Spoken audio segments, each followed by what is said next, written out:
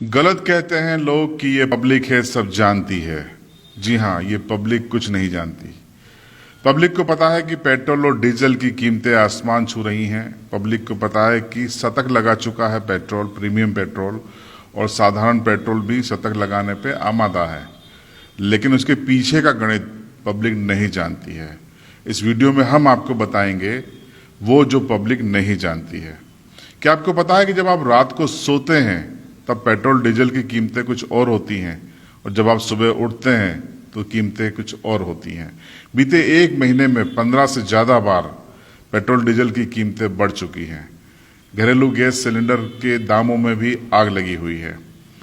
विपक्ष रस्म अदायगी सड़कों पर कर रहा है और आम जनता को कोई ज्यादा मतलब नहीं है, और शायद इसी ज्यादा मतलब न होने से सत्ता मदहोश है। सत्ता से जुड़े हुए लोग, उन्होंने अपने कानों में रुई डाल ली है, आंखों में ऐसा चश्मा लगा लिया है जो उनको सब कुछ हरा हरा दिखाई देने लगा है। सब कुछ भूला जा चुका है। सरकार ये भूल चुकी है कि एक आम आदमी जो होता है उसको अपने घर का खर्च चलाना है, अपने घर के बुजुर्गों की दवाइयां लानी है, बच्चों की फीस चुकानी है, और ऊपर से सरकार को सरकार चलाने के लिए एक्साइज ड्यूटी देनी है, स्टेट गवर्नमेंट को वेट टैक्स देना है।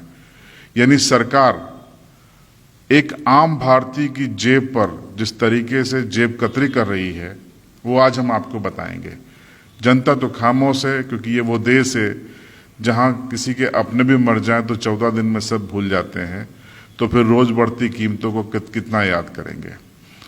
आज आपको मैं कीमतों के बारे में बताऊंगा। क्या आपको पता है कि जो बेस प्राइस है, कहा जाता है सरकार संसद में बड़ी तरीके से झूठ बोलती है। कोई भी सरकार हो, एनडीए की हो, यूपीए की हो, एक तरीके से झूठ बोला जाता है। कहा जाता है कि पेट्रोल डीजल की कीमतें हम तय नहीं करते, तेल कंपनियां अपने फायदे मुनाफे के हिसाब से करती हैं, और ये अंतर्राष्ट्रीय बाजार पे जो क्रूड ऑयल की कीमत है, कच्चे तेल की कीमत है, उसके आधार पर तय किया जाता है। आज मैं आपको बताऊंगा कि आज की तारीख में जब हम आपसे बात कर रहे हैं, तारीख है 16 फरवरी 2021।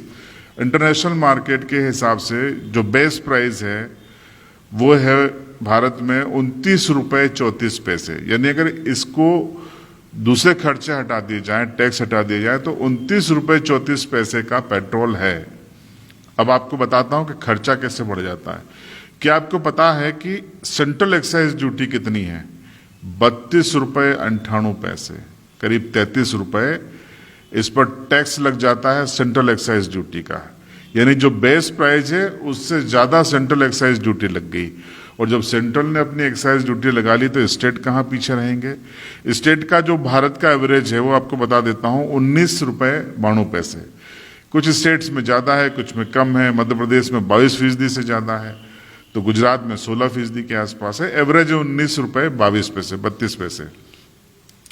तो 33 रुपए चले गए आपके वहां पर सेंट्रल एक्साइज में, और 32 रुपए आपके 22 रुपए चले गए आपके 19 से एवरेज जो 20 रुपए है वो चले गए आपके स्टेट वेट टैक्स में। यानी कि आज जो आपको 100 रुपए का प्रीमियम पेट्रोल मिल रहा है उसमें से 53 रुपए, जी हाँ 53 रुपीज, सेंट्रल और स्टेट गवर्नमेंट आपसे ले लेती हैं। अब आप पूछिए कि साहब अंतर्राष्ट्रीय बाजार में जब कीमतें क्रूड ऑयल की कम ज्यादा होती हैं या तेल कंपनियों का कोई तय करना होता है, तो ये एक्साइज ड्यूटी और स्टेट का वेट टैक्स कौन तय करता है? ये भी क्या तेल कंपनियां तय करती हैं? ये भी क्या इंटरनेशनल मार्केट तय करता है? कब तक बेवकूफ बनाएंगे आप इस जनता को, जो कि बेवकूफ बनने को तैयार है, खामोश है। और इसके बाद आप देखिए डीलर कमीशन करीब 3 रुपए से के आसपास होता है, अलग अलग कंपनियों का होता है, और जो ट्रांसपोर्टेशन पे खर्चा है वो 1 रुपए से 1.5 रुपए के बीच में होता है।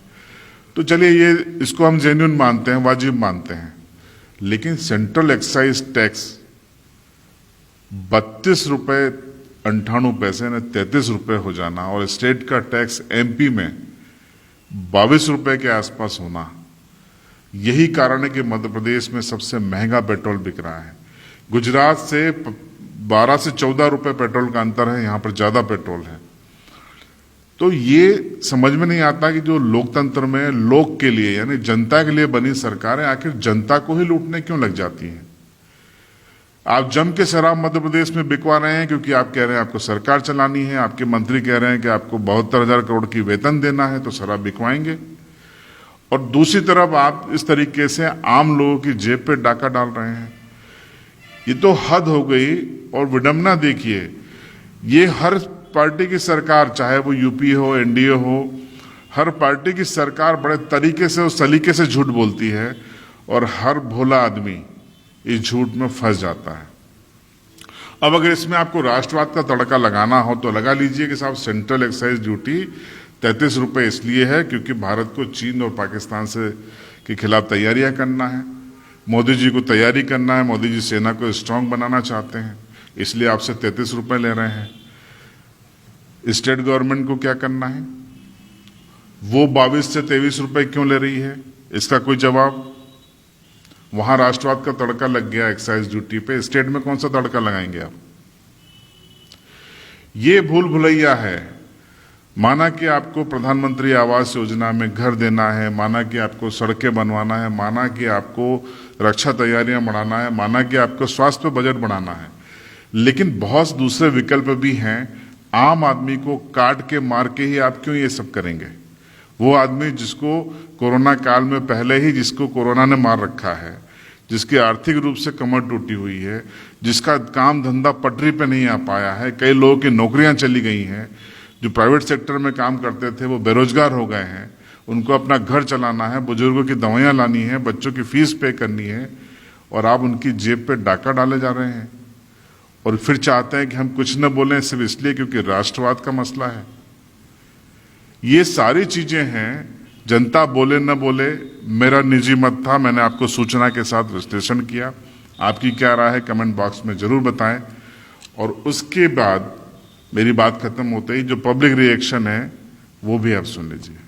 पेट्रोल हर 15 दिन में 10 दिन में भाव बढ़ते जा रहा है, 100 के ऊपर पहुंच गया, आम आदमी के भारी होते जा रहा है। तो सरकार हमेशा कहती है कच्चे तेल के भाव बढ़ रहे हैं और भाव बढ़ा देती है, और कच्चे तेल का भाव कम होता तो भाव कम होता ही नहीं है। आम आदमी की एकदम हालत खराब हो गई है। पेट्रोल के पैसे 40, 50, 60 रुपये होने चाहिए तो आज 100 पार कर गए। ये ठीक नहीं है, गरीबों के लिए ज़्यादा है।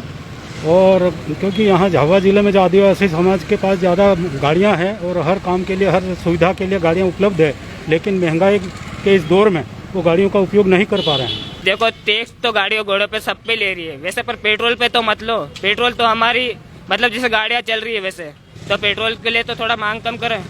टैक्स तो ले रही है वैसे, सामान हर सामान पे टैक्स ले रही है, लेकिन पेट्रोल के लिए तो थोड़ा कम करो। सरकार से यही मांग करते हैं, हम तो गरीब इंसान। सरकार से यही मांग है कि हम थोड़े दिन नहीं तो गाड़ियाँ घर पे खड़ी करके पैदल चलेंगे और क्या, या फिर बस रिक्शा में चलेंगे। ज़्यादा भाव बढ़ता ही जा रहा है हर दिन।